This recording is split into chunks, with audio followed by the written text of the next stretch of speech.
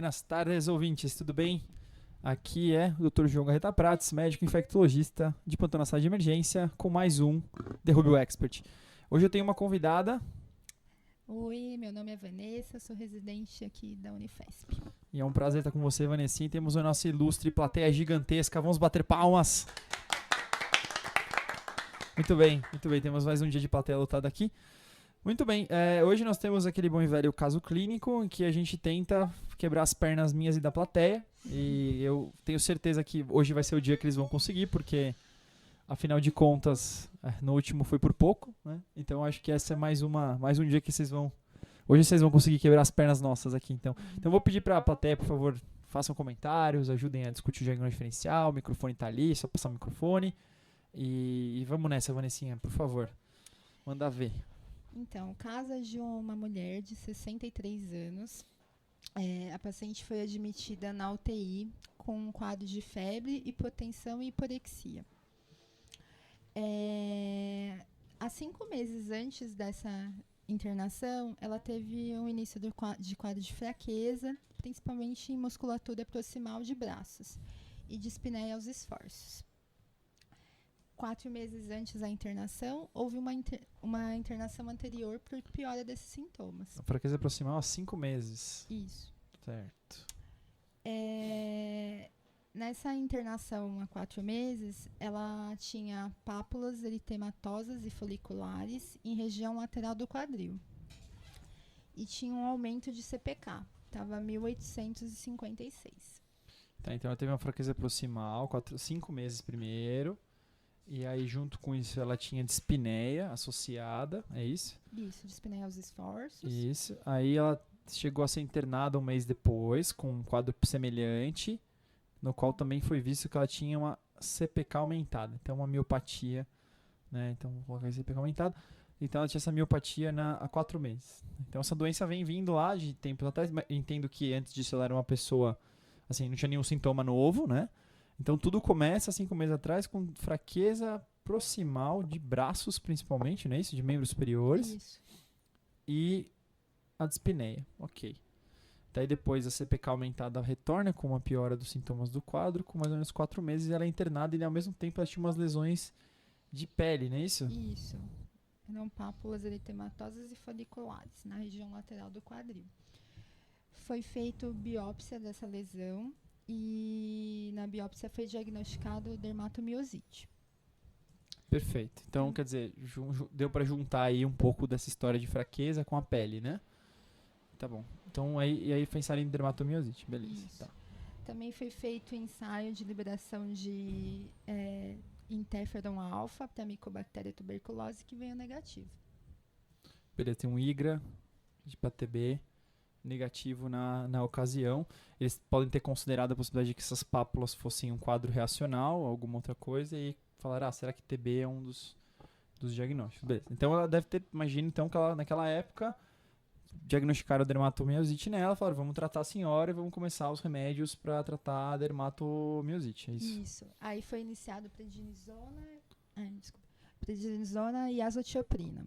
Pré-diasa. Talvez tenham feito o interferon gama, porque, como vocês sabem, quando a gente vai fazer alguma medicação, potencialmente uso de anti-TNF ou alguma medicação imunossupressora, afastar tuberculose latente. Acho que foi isso que foi o método, foi escolhido o método interferon gama. A gente sabe que tem algumas vantagens, mas não existe, é até interessante esse ponto, a concordância entre interferon gama e o PPD não é 100%, é muito engraçado. Tem alguns estudos que mostram isso, que eles concordam em uma porcentagem, em outra porcentagem um é positivo, outro é negativo.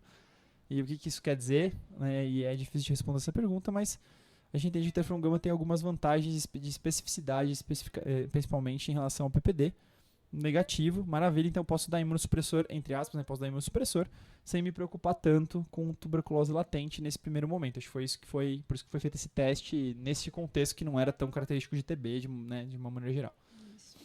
Também entraram com profilaxia para pneumocistose, com Bactrim para ela. Então pré-diasa e Bactrim. Tá bom. Mas paciente do dia a dia nosso, por incrível que pareça, né? Tô achando que isso é uma coisa super diferente por enquanto. Estamos no dia a dia. Muito bem. E aí? E daí também foi feito pesquisa de neoplasias, ela fez TC de abdômen, pelve, ultrassom transvaginal, colono, Papanicolau, todos os exames vieram normais. Isso, então foi considerado que, como ela é uma paciente de 60 anos que é diagnosticada com uma dermatomiosite, isso não é muito usual. Então, nossa, uma pessoa idosa que começa com uma doença autoimune e uma das causas são as paraneoplasias, né? Então, acho que a ideia deles foi assim, então vamos rastrear as principais neoplasias relacionadas a fenômenos autoimunes, aí, a saber, pulmões e ovário, órgãos genitais e tudo mais, e alguns, outros, mesmo colonoscopia e endoscopia, pela prevalência, né, nessa faixa etária. Então vamos descartar um câncer que essa polidermatomiosite não seja secundária a uma neoplasia, por isso que fizeram toda essa triagem. E a princípio foi tudo negativo, maravilha. Isso. Aí depois da introdução da azotioprina e da prednisona, ela teve uma melhora considerável da CPK, que foi para 683, e recuperação da força. Maravilha. Então melhorou com o tratamento proposto. Tá ótimo. Foi uma melhora transitória, na verdade, porque após ela voltou a ter piora da força proximal e piora da CPK. E além disso, ela teve progressão da dispneia e ela passou a apresentar uma fraqueza para mastigar e também na região cervical. Opa, então, quer dizer, ela tratou com corticoide, só que ela começa a piorar do ponto de vista, até chegando agora ao ponto de vista respiratório, seria o mais grave, né? Sim. E alteração de deglutição, que também é outro sintoma potencialmente grave. E em todas as miopatias, a gente sabe que quando tem alteração de deglutição é a hora que mais preocupa em termos de prognóstico. Eu tenho um comentário da plateia, manda. Quanto tempo depois que ela começou a tratar que ela evoluiu com essa piora? Então, no artigo, coloca que ela teve essa internação 4 meses antes da internação na UTI e depois de 3 meses ela teve outra internação para investigar esse quadro de piora. Um mês, mais ou menos. Então foi nesse meio tempo. Mais ou menos um mês. Ela fez tratamento, saiu da internação, mais ou menos um mês, voltou com esses sintomas aí, né? Mesmo tomando as medicações usuais. Não tá relatado muito claramente se ela fez pulsoterapia, essas coisas, né? Não, nesse primeiro momento não. Tá. Nem muito clara a dose da prednisona também. Não. Tá ótimo. Não, tudo bem.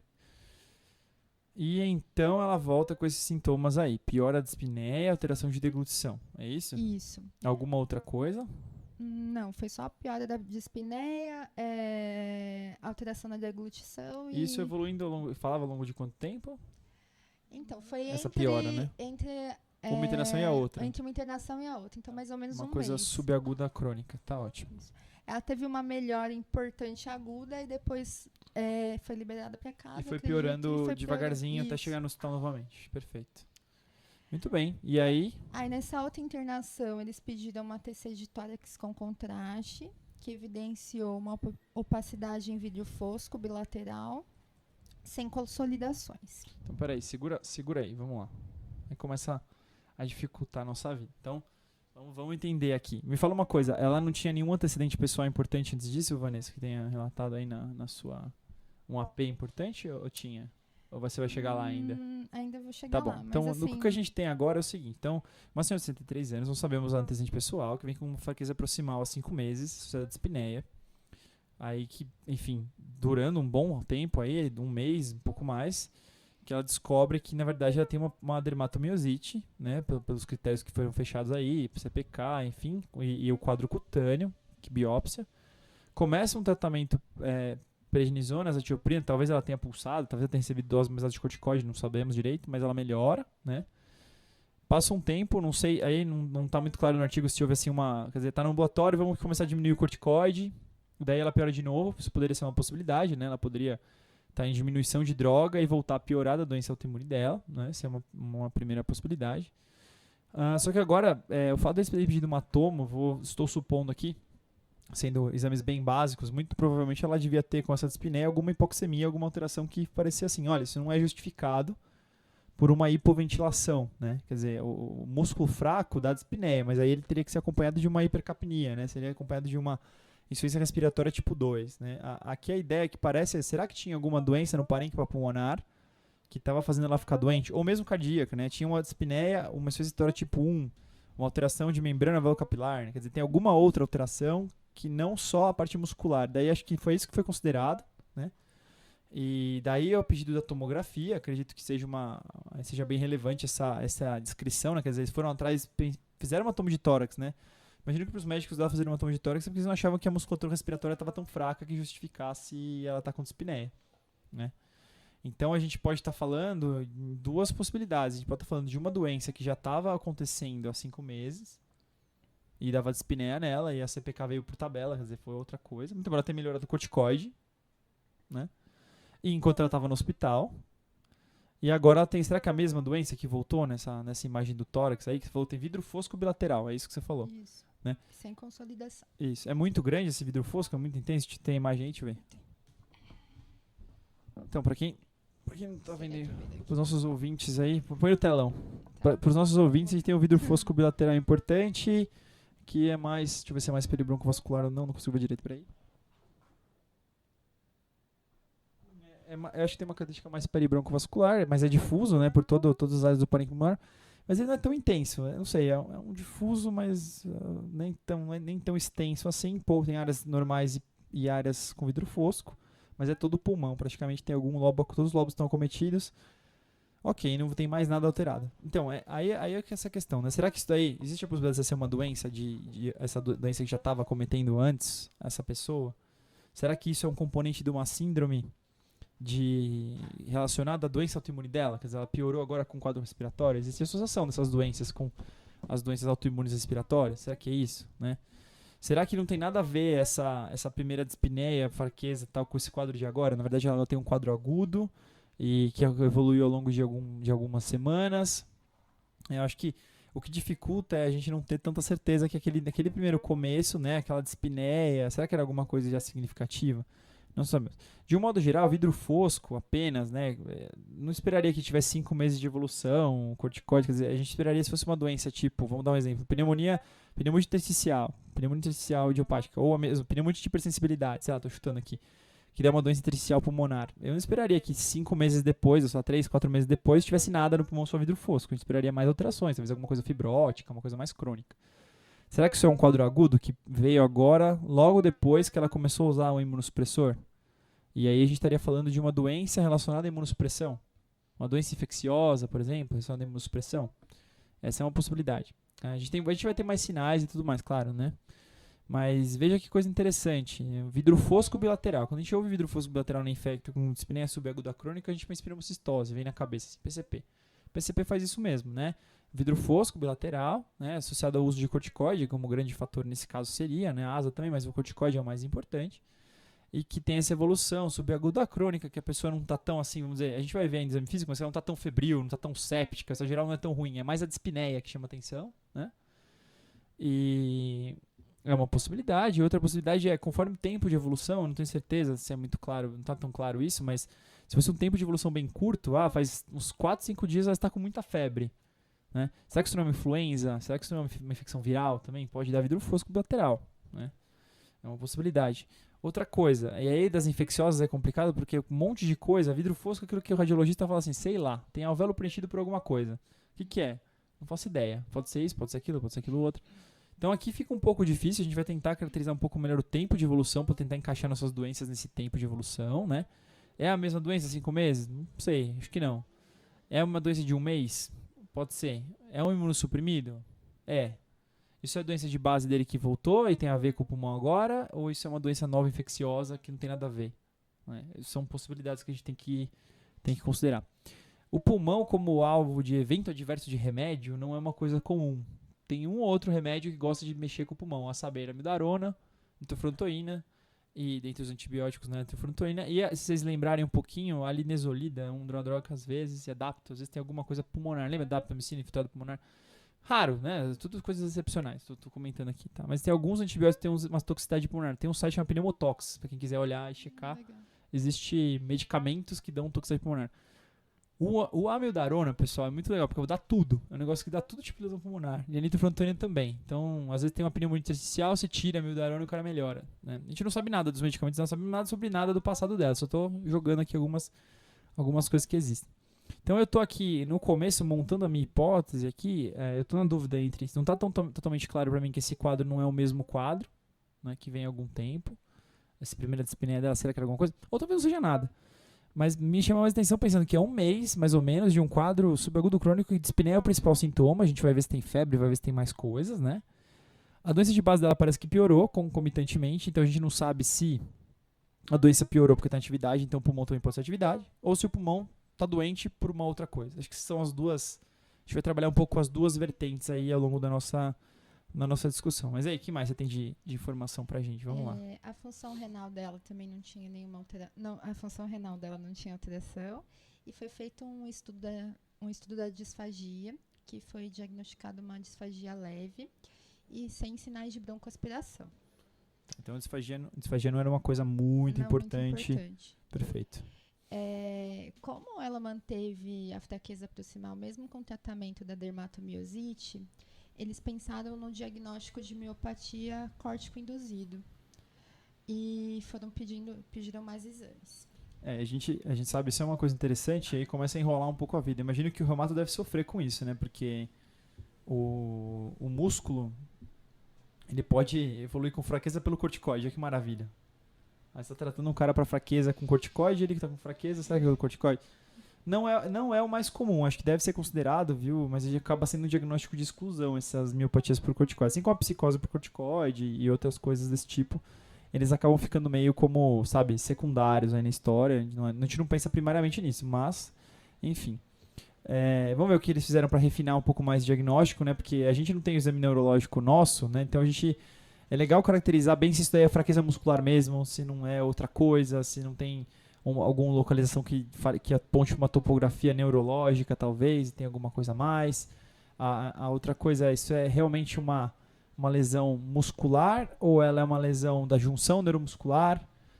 Entendeu? Essas coisas todas são importantes, de dizer exatamente o que está acontecendo para a gente poder diagnosticar de maneira clara o que está acontecendo. Mas e aí, vamos ver o que mais tem de refinagem esse diagnóstico aí. Aí eles fizeram uma eletroneuromiografia que mostrou uma lesão em músculo deltoide e no vasto lateral à esquerda. Também foi feita uma ressonância que tinha edema na perna esquerda, foi vista uma miosite e também tinha necrose. Nossa, então quer dizer, é bem esquisita essa doença, né? Você falou tinha uma atividade anormal no músculo deltoide e no vasto lateral. É isso. Então são bem diferentes, né? Um longe do outro, né? Curioso, né? Desculpa. Bilateral? Não, só a esquerda. Não, só o lado esquerdo. E é engraçado que é o deltoide e o vasto, né? O resto não parece. Realmente bem proximal mesmo essa fraqueza, né? E quantidade elétrica normal. Meio localizada, né? Curioso, né? Chama um pouco a atenção essa lesão localizada aí, né? E aí você falou que eles viram também que tinha um edema na membro inferior esquerdo. Isso. Foi feito uma RM e virou uma miosite com necrose. Uma coisa interessante. Muito bom. O que será que está acontecendo com essa pessoa? Então, daí eles optaram por fazer... Eu ia falar, o diagnóstico aqui parece assim, será que a dermatomiosite dela tá horrível, né? Tá super grave e tudo mais, tá prejudicando, mas é estranho, porque né, só o ombro tá começando a não bater, né? Só o braço, só o deltoide e o vasto lateral. E os restos dos membros? Cadê a resposta que sugere miopatia em todo o resto de onde foi feita a eletroneuro, né? E aí, especificamente, tem uma edema de membro que está com miosite necrosante em algum lugar. Né? Então, olha que coisa curiosa que a gente tem. Bom, e aí? Me conta mais, vamos ver. Daí eles optaram por fazer doses elevadas de metilprednisona e imunoglobulina para ela. Pensando que isso tudo seja da doença, só que numa forma bem grave, que não está respondendo ao tratamento. Então, eles deram vamos dizer assim, vamos dar uma otimizada. Mesmo assim, a fraqueza proximal e a dispneia continuou progredindo. Aí eles iniciaram o rituximab para ela e foi usada durante 10 dias. Entendi. Então, quer dizer, refratário, a ASA, PRED com dose alta e com metilpred, com pulso, né? E tentaram associar rituximab pensando numa miopatia, uma dermatomiosite aí bem refratária ao tratamento, é isso, né? Então aí associa até o rituximab, meu Deus, tá começando a ficar complicado. Tá parecendo esses pacientes que a gente vê aqui no hospital, né? É bem por aí, né? Paciente com doença autoimune grave, faz isso, faz aquilo, daí vem com o negócio, você, caraca, aí vem com febre. Aí você, meu Deus, o que tá acontecendo, né? Muito bem. Por enquanto tá bem complicado. Quer dizer, pelo que eu tô entendendo, todos os médicos dela consideraram que isso tudo fosse a doença autoimune dela. com o componente pulmonar, com o componente, cada um com o seu, né, com algum valor aí. Tá ótimo. E aí? Daí, depois do rituximab, fizeram por 10 dias, aí voltaram com a ASA e com a PRED, e a PRED foi reduzida de 60 miligramas para 40. Então ela respondeu. Sim. É por isso que reduziram, né? Tá. E aí? Aí, um mês antes da admissão, ela teve um aumento da disfagia e fraqueza, que antes era só proximal, passou a ser distal também, com uma miopatia persistente e miopatia distal. Foi feita biópsia novamente da lesão do músculo mesmo, e foi visto inclusões tubulo-reticulares de células endoteliais, que isso é característico da dermatomiosite mesmo. Aí fechou o diagnóstico. Então, quer dizer, fizeram para confirmar, né? Falaram, nossa, né? E viram essa verdadeiramente uma dermatomiosite, confirmada com finalmente uma biópsia muscular. E tudo isso que ela teve foi associado realmente ao quadro autoimune dela, inicialmente pelo menos. Tá ótimo. Então, uma moça que tem uma... Talvez a gente nem tivesse que diagnosticar ela até agora, né? Agora que vai começar o que interessa pra nós, tô brincando.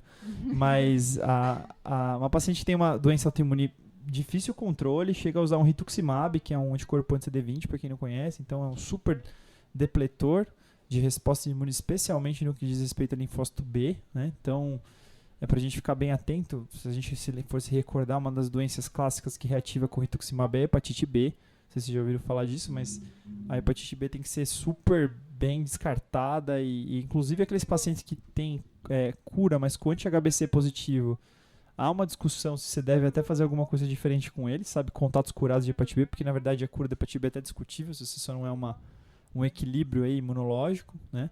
E até esses pacientes, anti-HBC e anti-HBS, podem reativar a hepatite B com rituximab. Até esses pacientes. Então é uma doença que a gente nossa, hepatite B, né? Vamos garantir que esse cara não tem hepatite B. Claro que eles não entram nesse detalhe, mas uma das coisas que o infectologista ajuda os reumatos é nessas coisas. Vai começar um tratamento imunossupressor. Posso prevenir ou preciso prevenir contra alguma coisa? O que e como que eu faço isso? Geralmente eles perguntam pra gente.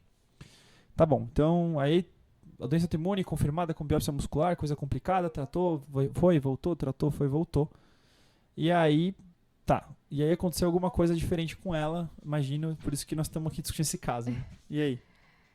Daí, depois que fez a biópsia, aumentaram a dose da prednisona e da imunoglobulina, e ela foi pra casa. Respondeu também ao tratamento. Então, quer dizer, é uma doença autoimune que vai e volta, vai e volta, vai e volta, beleza. Aí, há 2 dias da internação, ela começou a apresentar fadiga crescente, calafrio, sudorese noturna, disfagia e tosse produtiva. Muito bom. Então, esses são os sintomas dela. Então, ela tem calafrios, é isso? Febre. Febre noturna. Sudorese noturna. Isso, não tem febre, né? Ainda não sabemos. Sudorese, disfagia e tosse. Isso, tosse produtiva. Beleza. Por 2 dias, meio rápido, né? 2 dias. Fadiga. 2 dias, tá ótimo. Muito bem. Então, um quadro bem agudo, calafrio, sudorese, disfagia, tosse, fadiga. Beleza. Até aí, doença febril aguda. Vamos ver o que mais podemos tirar daí. E de antecedentes pessoais. Ela tem glaucoma, um hipertiroidismo. Há 10 anos ela fez um tratamento com isoniazida por 6 meses, por causa de alteração da prova tuberculínica. E ela fazia uso de levotiroxina, tiotroponona. E uma semana antes da internação, ela recebeu o rituximab e um multivitamínico. Maravilha. E aí, que mais temos de antecedentes? De antecedentes familiares, a mãe dela tinha miastenia graves, os parentes dela, vários, tiveram câncer de pulmão. Ela trabalhou como cuidadora, morava em New England e viajou para a Califórnia há 2 meses. Tem uma viagem há 2 meses para Califórnia, beleza. Tá bom. Bom, e aí? Então, olha só, tá complicado, né? Vamos lá. Doença febril aguda, uma viagem há 2 meses para Califórnia. Não sei se é importante ou não. Tem uma mãe miastênica, tá explicado aí esse monte de doença autoimune na família, né? Uma doença autoimune super estranha, talvez já tivesse esse antecedente familiar. Eu acho que febre aguda, 2 dias, disfagia, tosse, fadiga, sempre a gente vai ter que pensar. A primeira coisa da doença febril aguda é o exame físico é muito importante para ajudar a saber se esse cara tá grave ou tá tranquilo.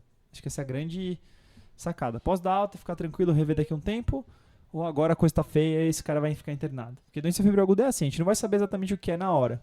A gente tem que saber o que não é e o que potencialmente grave, né? O que é potencialmente grave e que a gente tem que mudar a conduta, internar e tudo mais. E aí, como é que tá o exame físico da nossa paciente, né, na Então, entrada? Ela estava com uma temperatura de 39,3, uma PA de 85 por 47, uma frequência cardíaca de 90.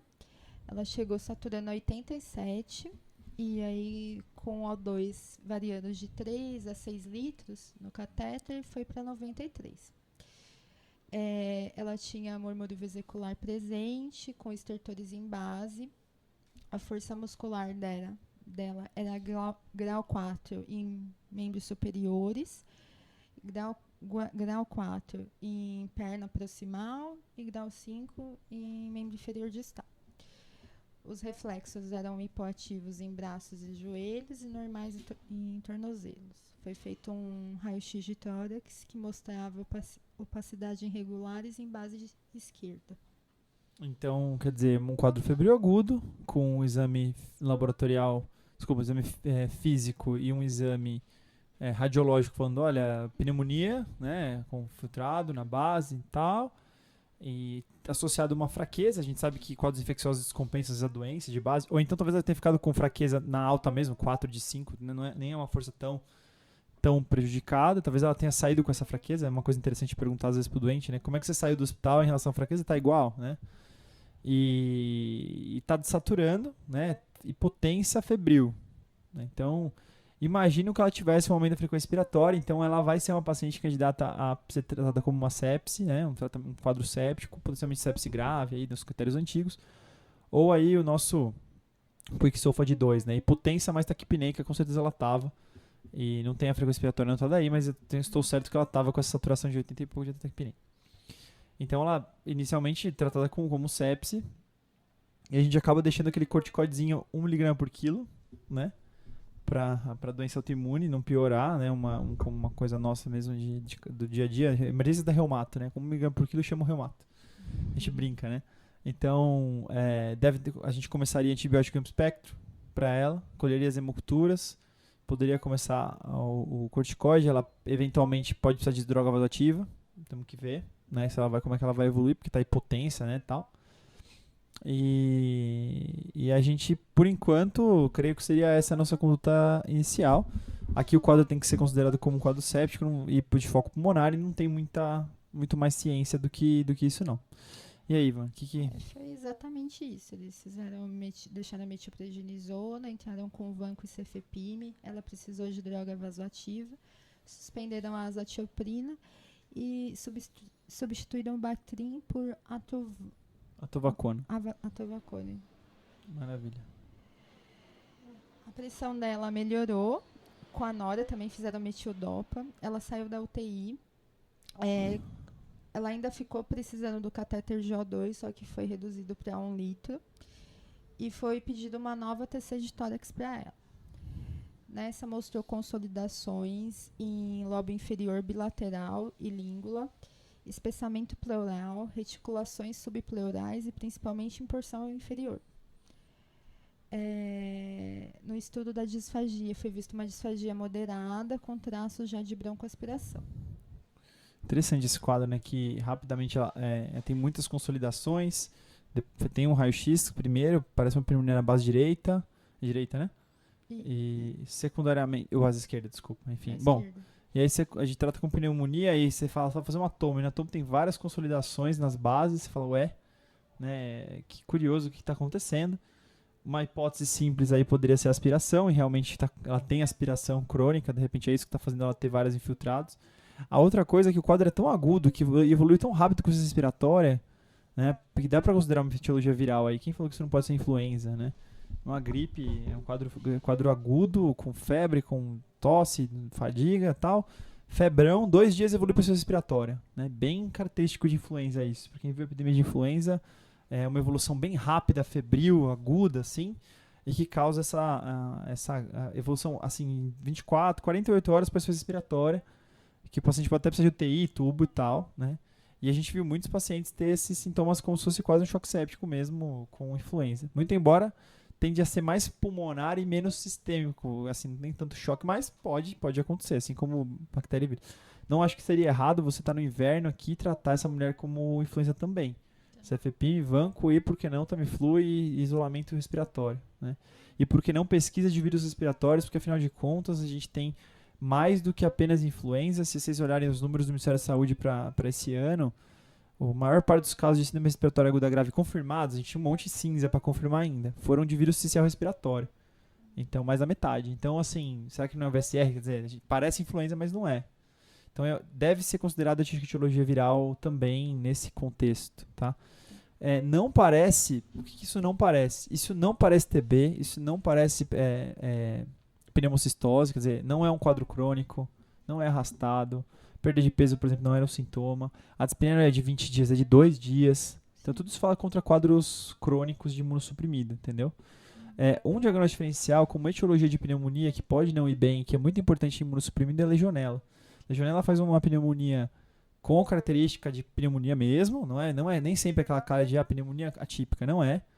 E tem uma característica importante de ter febrão mesmo e muito sintoma sistêmico. CPK alto, piora manifestações autoimunes, ela é bem característica de fazer esse tipo de coisa, né? Então, de repente, não era mal considerar a possibilidade de legionela e que seu tratamento, nesse caso, o CFP-Vanco, não cobre germe atípico, não cobre legionela, não cobre micoplasma, não cobre clamídia. Então, talvez fosse uma paciente que merecesse uma macrolide ou uma quinolona. Acho que não seria errado, no contexto da imunossupressão, considerar a possibilidade de legionela. Seria um diagnóstico interessante para essa paciente. Tá? Então, vírus, legionela, não devemos esquecer desses bichos aí, principalmente nesses quadros assim. E a legionela pode ser aguda e pode ser rápida, diferente de outros atípicos. Eu vou mostrar a imagem para vocês da nova toma. Então, a gente tem... Isso, tem esse infiltrado, engraçado, né? Tem infiltrado bilateral nas bases, algumas consolidações, né? E tem essas áreas, tem broncograma aéreo bem visível aqui, broncogramas, né? Uhum. Alterações epidurais, ali tem um aumento, acho que é um aumento brônquico, ali, não sei como ele descreve isso aqui, né? Aqui. Tá. Mas uma doença, é engraçado, bilateral, nas duas bases. E eu tenho um pouco de dúvida aí, eu pediria ajuda para os universitários radiologistas para me falar se tem mais alguma coisa que eu não estou vendo. Mas é uma doença bem interessante, bem restrita às bases, né? O resto não é tão afetado. Mas a gente vê bem broncograma, talvez um pouco de dilatação brônquica e essas áreas aí. Tem umas áreas bem aeradas dentro do pulmão infectado, talvez alguma coisa a mais. Deixa eu dar uma olhadinha de novo, vira aqui um pouquinho. Vamos ver. Acho que eu vou ficar no básico por enquanto. Vamos ver se mais pra frente a gente avança aí. Tá bom? E aí, como é que evoluiu a nossa paciente? E exames também, enfim, o que mais que nós temos aí? Manda. Então, ela evoluiu bem, depois conseguiu, né, desmamar, sair das drogas, saiu da UTI e ficou 3 dias sem febre. No 5º dia de internação, ela voltou a apresentar febre, 39,6, que persistiu por mais 3 dias, mesmo com o uso de Vanco e Cefepime. E ela tinha as culturas negativas. Então, isso é um clássico, tá? E olha que interessante, né? Estou tratando uma pneumonia. Ela não está indo bem. O que eu preciso considerar? Primeiro, e aí todo mundo fala assim, o antibiótico está cobrindo, aí escalona, né? Esse é o clássico, né? Então, esse é o erro. Considere sempre 2 coisas. Primeiro, você estava errado e não era pneumonia. Essa é a primeira coisa que você tem que considerar. Então, era uma insuficiência cardíaca. Isso é clássico de clínica médica, né? A segunda coisa é o seguinte, tem uma complicação. Então, eu vou lá, radiografo de novo, tem um empiema. Radiografo de novo, tem um abscesso, né? Isso é uma outra possibilidade. E a gente já comentou. Eu espero que seja influenza? Não, por quê? Porque faz 5 dias de tratamento, o cara melhora, piora e não está com insuficiência respiratória. Quer dizer, a doença não é influenza mais, é outra coisa. Não deve ser esse vírus, não deve ser vírus agudo. Legionela não foi tratado nem investigado, foi o que eu comentei com você. Então, ainda existe essa possibilidade. Muitos iriam dizer o seguinte, bom, é um imunocomprometido, tem um pulmão esquisito, tá demorando para melhorar da febre com antibiótico. Vamos pegar um pedaço desse pulmão? Então, será que vale a pena a gente fazer uma broncoscopia com lavado, uma biópsia transbronca? Falar, olha, já responde logo essa pergunta, porque senão eu vou ficar galinhando esse paciente, quer dizer, tratando empiricamente 2, 3, 4 vezes e talvez eu nunca encontre a minha resposta, né? Então, talvez seja um paciente que, estando bem, ela não está hipoxêmica, não está entubada, aparentemente está indo bem, Por que não, se a gente acha que o foco é pulmonar, ir lá e fazer um lavado, uma biópsia? E procurar os bichos esquisitos mesmo. Sim. Inclusive fungos, bactérias diferentes. Imunossuprimido pode ter essas coisas todas. Tem rituximab na jogada, tem corticoide na jogada, né? Eu não acho que, como eu falei de novo, pneumocistose, acho que não, né? TB, acho que não. Mas será que pode ser alguma outra doença, algum outro fungo? Eu já vi até pneumonia por herpes, simples, né? E ninguém dava nada. Não sei o que é isso, o que é isso. Lavado biópsia, célula com inclusão, viral, aí PCR de herpes positivo. Era herpes, simples. Então até isso já vi acontecer, né? Então talvez eu não tentasse ficar empiricamente retratando. Talvez eu olhasse aquela pesquisa de vírus respiratórios que eu comentei com você. Eu talvez fizesse uma broncoscopia com lavado, procurando fungo, bactéria e eventualmente uma biópsia transbrônquica, né, nessa região acometida aí. Acho que eu iria para uma coisa mais invasiva, não sei. Vamos ver como é que eles vão tratá-la. Nos exames, ela também tinha de importante uma pancitopenia. Ela foi evoluindo da internação para esse 5º dia de internação hospitalar do último, foi para uma pancitopenia. Então, ela ficou com uma hemoglobina de 8,7, um leuco de 900 e uma plaqueta de 107.000. Que beleza. Muito bom. Então, além de tudo, tem uma pancita. O restante dos exames estavam normais, transaminase, bilirrubina, albumina, tudo certinho. Vamos lá. Então, vamos lá. Resumindo, vamos lá. Então, resuminho do caso. Uma senhora de 63 anos que foi admitida com quadros de hipotensão, hipóxia e febre. Fez uso de altas doses de corticoide e antibiótico de amplo espectro, sem melhora inicial, e após evoluiu com uma pancitopenia e febre. Imunossupressor para o tratamento da dermatomiosite severa foi azotioprina por 4 meses. Teve uma variação da dose do corticoide, primeiro a 60, depois 40, fez pulso também. Fez uso de rituximab por 10 semanas.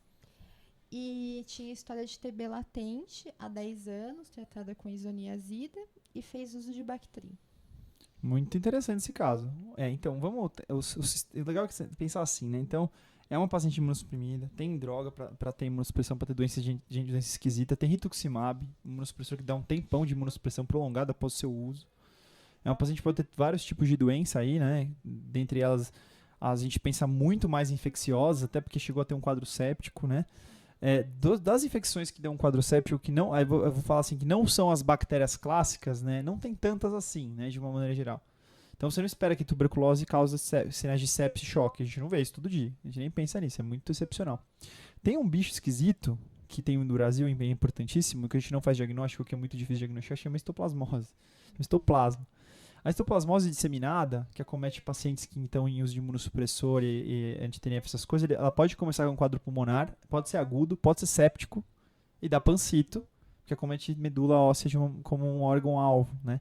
A forma aguda disseminada do HIV é mais ou menos isso que essa mulher está apresentando, costuma ter lesão de pele também, pode não ter, claro, né? Então é uma micose super importante nesse contexto, né? Acho que é uma doença que vale considerar. Um segundo ponto, de novo, vou voltar a repetir aqui, legionelose não é estranho, poderia ser uma possibilidade aqui. Chama um pouco a atenção a pancito, por isso que eu até falei, será que algum vírus não pode estar causando isso? Que estranho pancitopenia, né? A gente vê uma pancito nessa história aí. Me grita muito histoplasmose, ficou histoplasmose pulmonar, histoplasmose disseminada aguda, né? O cara tem um quadro assim e tal. Faz pensar um pouco, né? Me lembra um tanto isso. Mas eu acho que a gente talvez tenha que dar uma caçada no pulmão para encontrar o que tem lá. O que eu te perguntar é assim, tem mais algum exame ou o próximo exame é o diagnóstico? Só pra gente acertar. Próximo exame é o diagnóstico. Então tá. Então está quebrada as minhas pernas aqui. Alguém da plateia quer comentar alguma coisa? Eu vou comentar mais algumas coisas, mas manda. Só queria comentar assim, pensando nesse quadro do paciente imunossuprimido, nesse quadro dele clínico geral no pulmão, agora que você falou da pancitopenia, eu pensei não poderia ser uma citomegalovírus, né? Uma pneumonia por citomegalo. E aí também ele faz uma supressão medular e dá essa... Esse é outro dos vírus que pode acometer pulmão, né, e medula, né? Bem interessante. E é um vírus que a gente diagnostica até com mais facilidade do que os outros, eventualmente, né? pode ser um diagnóstico importante. O citomegalo, se fosse um transplantado, eu ia te falar que a probabilidade era bem mais alta. Agora, assim, o que chama atenção é a hipotensão. Choque séptico, sei lá, por citomegalo, não é uma coisa do dia a dia, entendeu? Mesmo os vírus, quase todos eles, não é o que a gente vê todos os dias, né? Ele tem essa coisa de deixar a pessoa hipotensa, mal e tudo mais. Eu acho que eles não devem ter contado o que deu nas hemoculturas, não, tô brincando. Pra ter graça, não, tô brincando. Mas eu acho que vírus é importante, mas eu não tenho certeza. Eu fico na dúvida nessa hora, sabe? Quanto a relação ao cara ficar séptico por vírus. Não costuma ser. Eu esperaria uma SARA e não esperaria um septicão, entendeu? Mas é possível, não tô dizendo que não é, né? O vírus que causa quadro febril é que aí eu tenho que descontar um pouco essa hipoxemia e esse quadro pulmonar. O vírus clássico de imunossuprimido que causa pancito é a parvovirose, ou eritrovirose B19. Esse é o clássico, o vírus da pancito, que usa corticóide, tuximab, essas coisas todas. Classicamente deve ter o vírus que dá pancitopenia, né? Mas esse quadro pulmonar não acho que bate com essa possibilidade. O que eu faria, né? Acho que se eu fosse... Eu não sei se eu vou descobrir o que aconteceu aqui, mas eu acho que tanto o abandono com lavado são interessantes, como talvez o mielograma. São coisas que ajudariam bastante no diagnóstico desse paciente. Porque, quer dizer, eu tenho uma infecção aí que está progredindo, o cara mantém febre, ela é uma aguda, está indo para subaguda, né? Lembra que toda estoplasmose aguda, por exemplo, foi um dia ela teve 2, 3 dias de febre, né? Quando está com 21, fica mais fácil, mas ela já teve 2, 3, né? Agora ela tem o quê? 6 dias aí de febre, um pouco mais nesse último quadro. Acho que não é TB, mais uma vez, vou reforçar isso. Não acho que seja, não acho compatível. Dos fungos, o que mais me lembra é a histoplasmose mesmo, a forma aguda disseminada. É o que mais me lembraria esse quadro, com tudo isso que eu estou falando. Das bactérias, a esquisita, eu diria que a legionela é a esquisita importante aqui nesse contexto. Não esperaria uma bactéria muito diferente.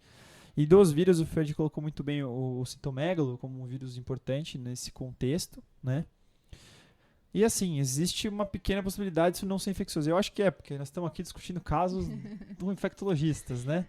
Mas sempre lembrar que existe também um diagnóstico diferencial não infeccioso. Então, sei lá, se eu tivesse no Brasil, eu ia colocar minhas fichas na histoplasmose aguda disseminada aí como uma coisa importante. Manda. Só assim, pensando numa outra hipótese diagnóstica, mais como uma pergunta que eu não sei se caberia nesse caso, mas como uma estrongiloidíase disseminada pelo uso dos imunossupressores, prednisona, etc. Bem interessante, é uma ótima pergunta. Pancito não é clássico, tá? Mas geralmente os doentes são muito graves, então sei lá. A clássica estrongiloidíase disseminada, ela vem com púrpura periumbilical, essa é a clássica, púrpura periumbilical, quadro pulmonar agudo, evoluindo até SARA, é isso que você está falando mesmo, e muita eosinofilia. Só que os caras geralmente usam muito corticoide. Aí fica uma coisa meio difícil de você ter certeza disso. Complicado o diagnóstico, bem complicado. Acho que consideraria nessa hipotensão na hipóxia, na febre. E aí, o que pode acontecer, Fred, que é muito legal, que na verdade não entre aspas, não é estrongiloidíase, mas tem mais. Porque estrongiloidíase pode trazer bactérias do intestino nessa brincadeira. Aí o cara faz um quadro, sei lá, sepsis por negativo e estrongiloidíase, por exemplo. Tá? Mas o clássico é púrpura periumbilical e você biopsia e você encontra o bicho. É maluco o negócio, né? É um diagnóstico difícil. Lavado com pesquisa de parasita te ajudaria, biópsia também ajudaria, talvez fosse uma possibilidade aí, né? Tentando encontrar isso. Não sei, não consigo pensar. Será que tem mais alguma coisa que pode ter reativado? Eu acho difícil, ainda acho difícil tuberculose. Vem, mas não é difícil. Acho bem improvável. Lembrar só a todos que existe tuberculose mesmo com um teste de triagem negativo, tá? Então você pode fazer um PPD e um IGRA, os dois vêm negativos, falar, não tem TB latente, mas aí o cara faz TB. Isso é possível, tá? Então deixando bem claro que existem essas possibilidades. Muito bem, acho, Vanessinha, que você quebrou nas minhas pernas aí, mas me conta do comecinho, o que a gente tem de exame? Tem algum outro exame aí ou acabou? Isso. Agora é o diagnóstico. Então vamos lá, então manda ver. Derrube o expert aí, você acha que você derrubou fácil hoje, me conta. Vou colocar as discussões que eles fizeram de diagnósticos diferenciais. Então, tuberculose. Antes de começar, eles colocam que antes de começar qualquer tratamento com droga imunossupressora é indicado fazer o PPD ou IGRA. Isso. Porque depois ele perde a sensibilidade. Mas, por conta dela ter feito um tratamento adequado há 10 anos atrás, com 6 meses de isoniazida, que chega a ter uma efetividade de 65%. Então, esse diagnóstico não era muito Eles acharam esperado. improvável. É o que a gente tá falando aqui várias vezes. TB não deve ser, TB não deve ser. E aí? O que mais? O quadro clínico também da TB, você tem uma sudorese mais preeminente do que ela tinha e também... Ele é mais acompanhado- crônico, perde peso. Praticamente não existe tuberculose de pulmonar com grande comprometimento que não tem emagrecimento. É muito difícil. É quase impossível. Você pode pegar uma TB pulmonar num cara que é transplantado, que ele fala assim, tô tossindo, e você tomografou ele e você achou que é TB. Mas se você esperar 2, 3 semanas, emagrecimento é um negócio que é muito proeminente. É bem raro a gente conseguir diagnosticar TB antes do cara emagrecer. Então, TB emagrece. Se você quiser decorar uma coisa sobre TB, é que TB emagrece. É muito difícil uma TB sem perder peso. E, além disso, o padrão pulmonar não era característico. Isso, o padrão exatamente. da tuberculose é miliar, cavitações, nodulações, e ela tinha vidro fosco. Perfeito. Apesar que na segunda tomo já não é bem aquele vidro fosco, né? E a gente, como a gente falou, pneumocistose não costuma ser desse jeito, né? Só se for uma forma muito atípica, né? Mas também é outra coisa que a gente não costuma pensar. Mas e aí, pneumocistose é o próximo. Pneumocistose, apesar do quadro ser mais compatível, essa dispneia progressiva, opacificação em vidro fosco, a gente espera mais em pacientes HIV, com transplante autólogo de células troncos, no linfoma, na leucemia linfóide aguda, no uso de alguns imunomoduladores, uso de altas doses de corticoide. Apesar dela ter feito altas doses de corticoide, ela fez o Bactrim profilático, também torna o diagnóstico improvável. Improvável, isso aí. Babebiose. Babeciose, isso. Babeciose, isso. Tem a presença desse carrapato na região que ela mora, lá E tem a viagem da Califórnia ali, talvez a gente não tenha considerado. Aí o quadro clínico é febre, sudorese, anemia hemolítica, leucopenia, trombopenia, alterações de transaminases que ela não apresentava, e num quadro mais grave também pode ter acometimento respiratório. Babécia, a gente pode ter tudo isso. A babécia é a malária por bactéria, vou brincando aqui, tá? Não é só isso, lógico, mas sendo bem simples, né? A gente esperaria mais uma síndrome febrícula hemorrágica, mais coisa, sabe? Não é tão característico de babécia a apresentação. Mas essa coisa do carrapato New England é super interessante. Quer dizer, você fala assim, será que isso tem alguma coisa a ver com a região que ela mora? E daí a gente, com médicos do Brasil, é muito mais fácil falar histoplasmose do que falar babeciose, tá? Porque aqui não tem babeciose, praticamente. Então, só para... O contexto é importante. Mas e aí? E o rituximab também aumenta o risco, né, dessa doença. Só que ela fez uso da atovacono. Isso como profilático, sei lá. Uhum. E isso é usado no tratamento. Então, isso também torna improvável, além de ela não ter história de exposição. Não tem exposição clara a carrapato, né? Isso. E infecções fúngicas. Pacientes imunossuprimidos apresentam maior probabilidade de ter micoses endêmicas, histoplasmose, blastomicose, paracoccidiomicose e infecções por aspergilos. As micoses endêmicas também causam pancitopenia, só que o padrão da lesão da histoplasmose e da blastomicose é mais nodular. E da coccidioidomicose é mais lesão cavitária. Na aspergilose é mais cavitária e nodular e está associada mais à aspergilose mais a câncer hematológico. Isso, quando é a forma invasiva dela, exatamente. Principalmente quando tem neutropenia prolongada. Então também eles descartaram esse diagnóstico. Infecções virais.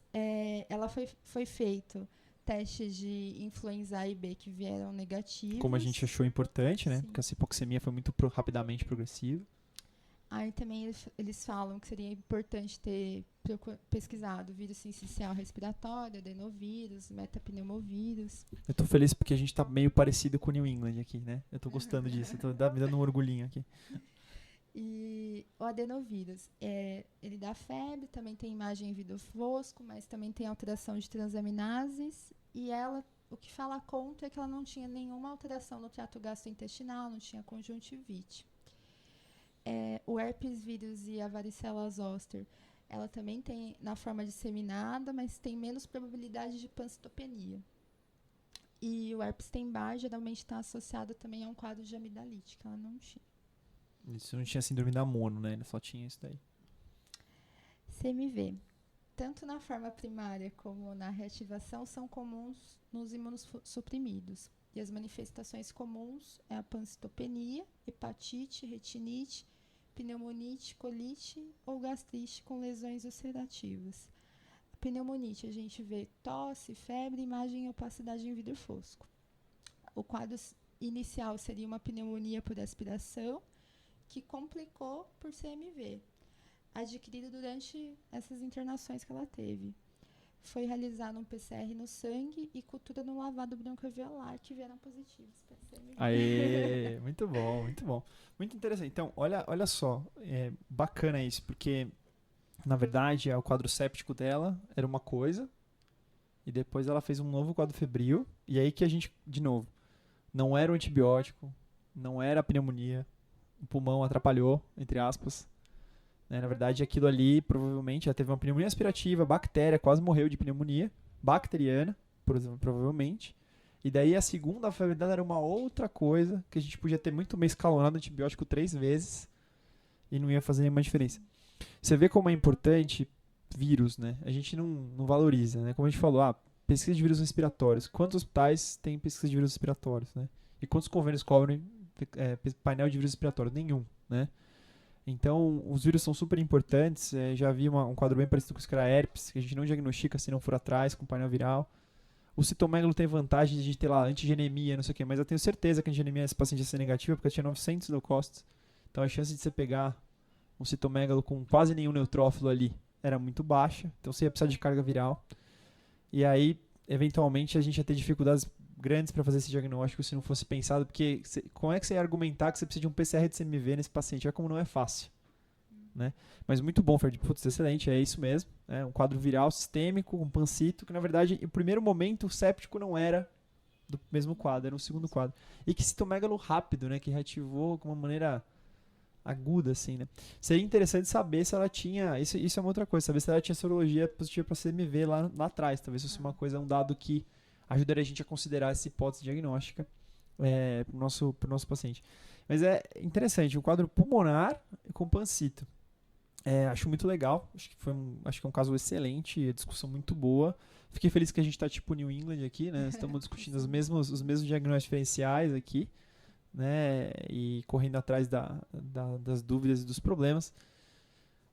Se vocês têm um órgão acessível, corram atrás, biópsia e tudo mais. E outra coisa pensem em vírus. Vírus existem, eles estão causando um monte de doenças aí que estão passando sem diagnóstico, porque a gente não tem os métodos diagnósticos necessários. Assim como os fungos, eu que sou um cara da micologia, sempre a gente luta por métodos diagnósticos, acesso ao diagnóstico, porque hoje a gente trata paciente com rituximab, que nem vocês viram esse paciente aqui, a gente tem muito paciente com rituximab no nosso país tratando também, e nós não temos antifúngico bom, método diagnóstico bom para fungo, método diagnóstico bom para vírus. Aí esses casos que podia muito bem ter acontecido, a gente não ter diagnosticado, não tivesse no contexto correto. Então, vamos lutar para ter método diagnóstico para vírus e para fungo, que eles também são importantes, né? E excelente o caso, quebrou as pernas, parabéns, tá? Ainda bem que a plateia diagnosticou. E acho que só para deixar claro que, mais uma vez, né? É pneumonia. Mas não tá melhorando com antibiótico, não tá melhorando com antibiótico, vou escalonar antibiótico. Não. Por que você não pode considerar primeiro que não é pneumonia? E a segunda, se for pneumonia, não é outro bicho, será? Que está causando outra pneumonia? Especialmente de imunossuprimido. Então acho que essas são as duas grandes lições desse caso. Nossa, muito interessante. Parabéns pela escolha do caso. Nossa, muito legal mesmo. Gostei muito. Achei muito interessante. E eu tô para ver um citomegalo com transaminase normal e pancito ainda. Nunca vi. Vai ser o primeiro, mas achei muito interessante. Muito legal. E o quadro pulmonar, sensacional. Muito bom. Gostei muito do caso. Parabéns pro Ferdi. Boa, garoto. E é isso aí, acho que foi um caso muito interessante. Tem mais alguma coisa que você quer comentar, Vanessa? Você achou mais alguma coisa interessante que você queria comentar? Eu achei interessante o caso justamente por isso, né? Pra gente... O que pensar no imunossuprimido. Eu não pensaria de primeira no CMV. Eu também não, como você deve ter percebido. Eu também não, eu acho que depende do que você tem disponível, né? Eu acho que isso a dificuldade é que a gente não está habituado, a gente não tem acesso fácil ao PCR do CMV a qualquer momento, não é um exame do dia a dia, quando deveria no imunossuprimido ser, com certeza, né? E a gente não tem também... E outra coisa, um PCR... Aí eu te falo, uma dúvida que eu teria. Você faz um PCR de CMV no sangue desse cara, vem positivo. Isso quer dizer que tem citomega no pulmão?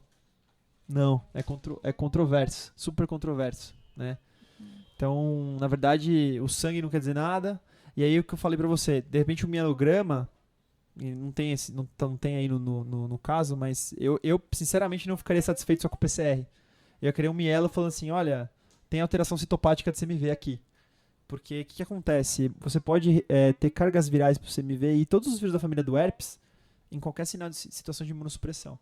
Então você pode ir lá, se eu fizer PCR de CMV, herpes simples, herpes tipo 2, herpes tipo 6 e, sei lá, EBV e sei lá mais o que eu tenho guardado em mim, eles todos em situações de grandes imunossupressões eles vêm positivos. Tem estudo com sepse que se reativa um monte de vírus da família do herpes em pequena quantidade. Então, a dúvida, além de tudo, é assim, será que... Eu ia ver esse cara e ainda falar assim, será que foi só o CMV? Será que não tem mais alguma coisa? E aí o lavado ajuda um pouco, entendeu? Fala assim, o lavado aí já faz um caso um pouco maior de ser o culpado. Mas só lembrando que, por exemplo, em HIV você pode ter um cara com imunidade celular muito deprimida, ele pode ter PCP e CMV no lavado e não tem nada a ver com CMV. Ele tem pneumocistose e o CMV no lavado é só um sinal de grave imunossupressão. Então, isso. E o cutoff não está definido. A gente não sabe o número de carga viral para falar assim, olha, esta carga viral significa doença, esta carga viral não significa doença. Então, esse paciente, eu acho que talvez se fosse um caso que eu estivesse acompanhando, talvez eu quisesse ver um mielo para falar, olha, tem alteração citopática de CMV, eu não preciso me preocupar com outras coisas que podem estar acontecendo aí que eu não tô diagnosticando. Entendeu? Eles até comentaram de fazer um exame histopatológico, mas assim, eles se deram por satisfeitos pela clínica e por essa... E a paciente respondeu ao tratamento? E ela respondeu ao tratamento. Então tá. Então foi tratada com ganciclovir e ficou bem. Isso. Então isso é um outro dado que ajuda a gente também, né? Aí é muito interessante porque o ganciclovir dá pancitopenia também. Então é até um... Talvez se tivesse até sido tratada com droga secundária aí. É até difícil de tratar esses doentes. Mas aí o que eu falo pra você, por que é muito importante você ter um diagnóstico claro do CMV? Pensa no seu hospital, quem estiver ouvindo, pensa no seu serviço. Você ia conseguir fazer um PCR de CMV no seu lavado e falar, olha, isso é um pneumonia por CMV? Você ia ficar tranquilo de tratar com ganciclovir uma pessoa com 900 leucócitos? Essas perguntas que vocês têm que se fazer. E você não ia criar um exame patológico para confirmar, olha, tem alteração citopática de citomegalo nas células precursoras da medula para tratar esse cara? É difícil, né? Por isso que esse caso é muito interessante, entendeu? É um caso muito bom. E então fica valorize os vírus, valorize o CMV, mesmo em paciente que não é clássico, né, para citomegalovirose. E tomem cuidado, vamos ver outras coisas, né? Vamos atrás do exame histopatológico, cuidado com o CMV poder reativar em outras doenças, não tem nada a ver com a doença em si, tá? Então essas coisas são bem importantes. E ficar de olho, essa é uma paciente talvez ela ganhe, depois que ela melhora das citopenias dela, aí uma antigenemia ou uma forma de acompanhar ela quase que periodicamente para o CMV para ver se ela não vai reativar de novo, porque ela reativou uma vez, né? Mesmo não sendo clássico. Certo? Então, Vanessa, excelente caso, muito obrigado. Obrigado, plateia, que contribuiu. Ferdi, parabéns, boa hipótese. E a todo mundo que nos ouve e participa das nossas reuniões. Palavras finais, Vanessinha? Não, só queria agradecer e desejar uma boa noite. Maravilha. Boa noite a todos, muito obrigado, um grande abraço. Até a próxima.